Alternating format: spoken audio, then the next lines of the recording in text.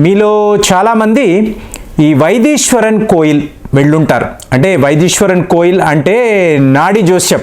అంటే మీకు వైదీశ్వరుడి ఆలయం ఉంటుంది, అంటే శివపార్వతుల ఆలయము. తరువాత ఇది దేనికి ఫేమస్ అంటే నాడి జోస్యం. సో మీకు ఈ నాడి జోస్యం అన్నప్పుడు ప్రపంచ స్థాయిలో ఎన్నో దేశాల నుంచి ప్రజలు ఈ వైదీశ్వరన్ కోయిల్ అనబడే ఈ ప్రాంతానికి వస్తారు. అంటే ఇప్పుడు మీరు చెన్నై అన్నారనుకోండి, ఒక 240 కిలోమీటర్ల దూరం, అంటే కుంభకోణం నుంచి మీకు 50 కిలోమీటర్ల దూరంలో మీకు ఈ ఆలయం అనేది కనిపిస్తుంది. మీకు ఈ నాడి జోస్యం అని చెప్తున్నారు చూసారా, ఇది ఎంతవరకు నిజము అనేది ఇవాళ వరకు ఒక డిబేటబుల్ ఇష్యూ అండి. అంటే దీన్ని కొంతమంది 50-50 అంటారు, కొంతమంది లేదండి 100% అందులో. అంటే నాడి జోస్యం అన్నప్పుడు ఏంటి, తాళపత్ర గ్రంథాలు. ఈ తాళపత్ర గ్రంథాల్లో మీ గురించి మన సిద్ధులు 18 మంది సిద్ధులు, సో వీళ్ళు మీ గురించి ఏమి రాసి ఉన్నారు అంటే మీ భవిష్యత్తు ఎలా ఉంటుంది, మీ జీవితము అనేది ఎలా ఉంటుంది, జీవిత గమ్యము ఎలా ఉంటుందని చెప్పి ఇందులో వీళ్ళు మీ గురించి రాసి ఉంటారు. నా గురించి 18 సిద్ధులు ఎలా రాస్తారండి, ఇదే ఎవరికైనా వచ్చే క్వశ్చన్. కానీ నమ్మరు ఫ్రెండ్స్. ఇప్పుడు మీరు వైదీశ్వరన్ గుడికి వెళ్ళారు, వెళ్ళిన తర్వాత ఏంటంటే ఈ ప్రాసెస్ ఎలా ఉంటుందంటే, ఒక 50 ఫ్యామిలీస్ మీకు వీళ్ళు షాపులు పెట్టుకొని ఉంటారు. ఒకప్పుడు అంటే 100 ఏళ్ల క్రితము వీళ్ళ తాతలు ముత్తాతలు వీళ్ళ దగ్గర ఈ తాళపత్ర గ్రంథాలు ఉంటాయి. సో అందులో మీకు ఈ సిద్ధులు మీ గురించి రాసి ఉంటారు. మరి ఇది వీళ్ళు ఎలా రాశారు అన్నప్పుడు దీనికి ఒక సిస్టమ్, అంటే ఒక సైన్స్ అని చెప్పి చెప్తారు. ఇప్పుడు మీరు పురుషులు, సో మీరు వెళ్ళారు అనుకోండి, వీళ్ళు ఏం చేస్తారు అంటే ముందు మీ యొక్క కుడి చేయి ఉంది చూసారా, దాని బొటన వేలు ఈ ఇంప్రెషన్ని, థంబ్ ఇంప్రెషన్ని తీసుకుంటారు. అదే మీరు మహిళ అనుకోండి, మీ యొక్క ఎడమ చెయ్యి యొక్క థంబ్ ఇంప్రెషన్ వీళ్ళు తీసుకుంటారు. అంటే ఇందులో 108 రేఖలు ఉన్నట్టుగా వీళ్ళు గుర్తించారు. సో ఇప్పుడు ఈ రేఖను పెట్టుకొని వీళ్ళు వెళతారు, లోపలికి వెళతారు. వెళ్ళి ఇది మ్యాచ్ అవుతున్న తాళపత్రాన్ని వెతుకుతూనే ఉంటారు. ఒక అరగంట, గంటన్నర పడుతుంది. ఒకవేళ దొరకలేదు, ఇంకొక షాపుకి పంపిస్తారంటే ఇంకొక లైబ్రరీ, ఇంకొక గ్రంథాలయం, సో వాళ్ళ దగ్గరికి పంపించి పలానా వ్యక్తి పేరు ఇది, ఇతని యొక్క రేఖ ఇలా ఉంది, దీనికి సంబంధించిన తాళపత్ర గ్రంథం బయటికి తీయండి అని అంటారు. వాళ్ళు కూడా వెతుకుతారు.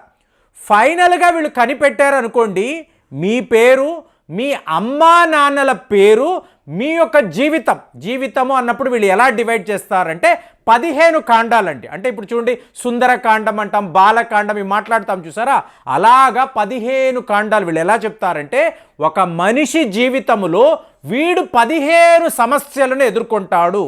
సమస్యలు అనడానికైనా సిచ్యువేషన్ అని చెప్పి చెప్పాలి. ఇప్పుడు మీరు విద్య అంటే నా పిల్లాడు ఎలా చదువుకుంటాడు అనేది ఒక సమస్య కదండి. సో మీ విద్యకు సంబంధించిన వివరాలు ఒక అగస్త్యుడో లేదా శివుడో లేదా నారదుడో వశిష్ఠుడో మీ విద్యా విధానం ఎలా ఉంటుందని అందులో వాళ్ళు రాస్తారండి. ఇప్పుడు అలాగే మీకు సహోదరుడు ఉన్నాడు, సహోదరి ఉంది, వాళ్ళతో మీ సంబంధాలు ఎలా ఉంటాయి. అలాగే మీరు ఉద్యోగము, వివాహము, కుటుంబము, ఆర్థిక వ్యవస్థ, మీ యొక్క ఆరోగ్యము, ఇలాగా ఒక 15 విషయాల మీద మీ గురించి ఈ సిద్ధులు వాళ్ళ తాళపత్ర గ్రంథాల్లో రాశారు. సో వీళ్ళందరికీ ఆది సిద్ధుడు ఎవరు, అగస్త్యుడు. కాబట్టి వైదీశ్వరన్ కోయిల్కి మీరు వెళ్ళారనుకోండి, ఎక్కడ చూసినా కూడా అగస్త్య ముని పేరు మీదే మీకు షాపులు ఉంటాయి. తరువాత ఎవరికి వాళ్ళు వాళ్ళ కుటుంబాలకు సంబంధించి, వాళ్ళ పూర్వీకులకు సంబంధించి, వాళ్ళ గురువులకు సంబంధించి ఆ షాపుల పేర్లు రాస్తారు. ఒకవేళ మీ పేరుకు సంబంధించిన ఈ రేఖ ఇది దొరకలేదు అనుకోండి, వాళ్ళు చదవరండి. చదవలేదంటే ఏంటి, ఆ శివుడి యొక్క ఆజ్ఞ లేదు అని అర్థం. అంటే మీకు ఆ ప్రాప్తము లేదు అని అర్థం. అంతేగాని లేని దాన్ని ఏదో ఒకటి, మీకు ఇప్పుడు భాష రాదు కాబట్టి వాళ్ళకి తోచింది ఏదో చదవడం అనేది ఉండదు. ఆ గ్రంథములో, ఆ తాళపత్రములో ఏమి ఉందో సరిగ్గా దానిని, ఎందుకంటే చెప్పేవాళ్ళు ఎవరు, ఏకంగా అగస్త్యుడు, ఏకంగా శివుడి వాక్కు అని అంటారు. శివుడి వాక్కు అన్నప్పుడు మీకు వశిష్ఠుడు కూడా మీ గురించి ఎన్నో రాసుంటాడు. సో ఇంతంత పెద్ద మహర్షులు, సిద్ధులు మీ గురించి రాసినప్పుడు ఏది పడితే అది చెప్తే ఇది మహాపాపం, మహా అపచారం. కాబట్టి వీళ్ళకి చాలా పెద్ద శిక్ష పడుతుందని వాళ్ళు నమ్ముతారు.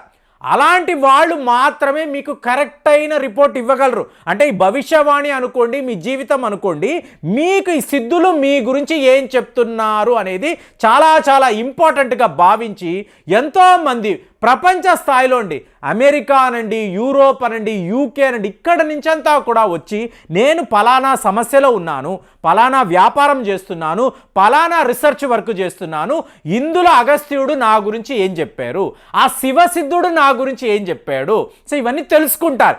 ఎంత పోతే ఒక 150 రూపాయలు 200 కదా, అవసరమైతే 15 కాండాలు కూడా తెలుసుకుందాము, ఒక 3000 రూపాయలే కదా, మీరు ఎక్కడి నుంచో వస్తారు, ఏదో దేశం నుంచి లక్షల రూపాయలు ఖర్చు పెట్టుకొని వస్తారు, ఒక 2000 3000 అంటే నథింగ్. కానీ ఈ ఋషులు మీ గురించి ఏం చెప్పారని తెలుసుకునే ఆ క్యూరియాసిటీ చాలా మందిలో ఉంటుంది. కాబట్టి పొలోమంటూ చాలామంది కుంభకోణం వెళ్తారు, అక్కడ నుంచి ఒక 50 కిలోమీటర్లు కారు వేసుకొని ఈ వైదీశ్వరన్ కోయిల్కి వెళ్తారు. వెళ్ళిన వెంటనే మీకు చూడండి మిమ్మల్ని చుట్టుముడతారు చాలామంది.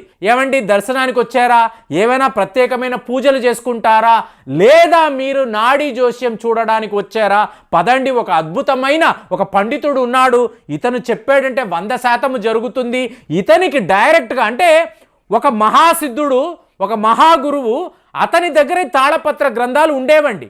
తరువాత అతని ఫ్యామిలీ అతని సంతతి పెరగడముతో ఇవాళ ఒక 50 కుటుంబాలు వైదీశ్వరన్ కోయిల్లో ఇలాంటి షాపులు పెట్టుకొని ఇలాంటి గ్రంథాలయాలను పెట్టుకొని వాళ్ళు ఇలాగ ప్రిడిక్షన్స్ అనండి మీ భవిష్యవాణి అనేది చెప్తున్నారు. కాబట్టి అందులో కరెక్ట్ అయిన వాళ్ళు ఎవరు, చాలామంది దగ్గర ఈ గ్రంథాలే ఉండవు, తాళపత్ర గ్రంథాలు లేనప్పుడు వీళ్ళు ఎవరి దగ్గర ఉందో దాన్ని వెతుకుతారు. అక్కడ కూడా దొరకలేదా, ఇక ఎక్కడా దొరకలేదా అంటే మీకు ఆ ప్రాప్తము లేదు అని చెప్పి అర్థము. కాబట్టి 60 to 70% మీకు తాళపత్ర గ్రంథాలు దొరికేస్తాయి.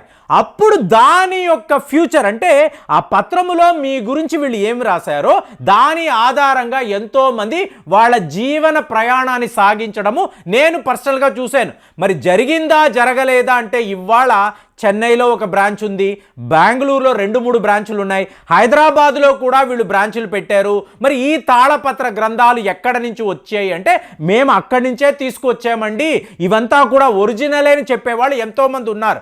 అలాంటప్పుడు మనము కరెక్ట్గా వెరిఫికేషన్ చేసుకోకుండా ఒక ఓల్డెస్ట్ బ్రాంచ్ ఏంటి, ఒక ఓల్డెస్ట్ పండితుడు ఎవరు, ఇతను ఎంత కరెక్ట్గా, ఎందుకంటే వాళ్ళ భాష అంతా వేరేలాగా ఉంటుంది, దాన్ని కరెక్ట్గా అర్థం చేసుకోవాలి. అర్థం చేసుకొని మీకు వివరించగలగాలి, దానిని ప్రింట్ చేసి వాళ్ళ వాక్కు అనేది ఉంటుంది చూసారా, ఎగ్జాక్ట్లీ ఇవ్వగలగాలి.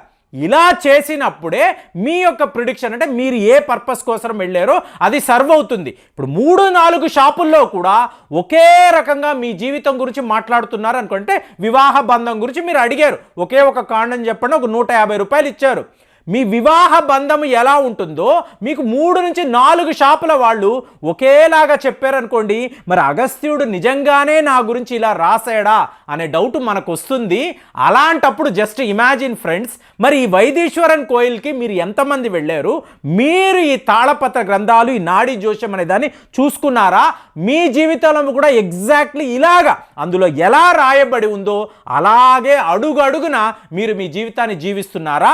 సో ఈ అనుభవం అనేది చాలా చాలా గొప్పగా ఉంటుంది. వందల వేల మంది వెళుతూ ఉంటారు, మరి అందులో మీరు కూడా ఉన్నారా? మరి మీ అనుభవాలు కూడా నేను చెప్పినట్టే ఉందా? ఒక్కసారి ఆలోచించండి. వెళ్ళిన వాళ్ళు ఉంటే మీ అనుభవాలు ఎలా ఉంటాయో ఒక్కసారి కామెంట్స్లో తెలియజేయండి. మళ్ళీ వచ్చే వీడియోలో కలుద్దాం. జై హింద్.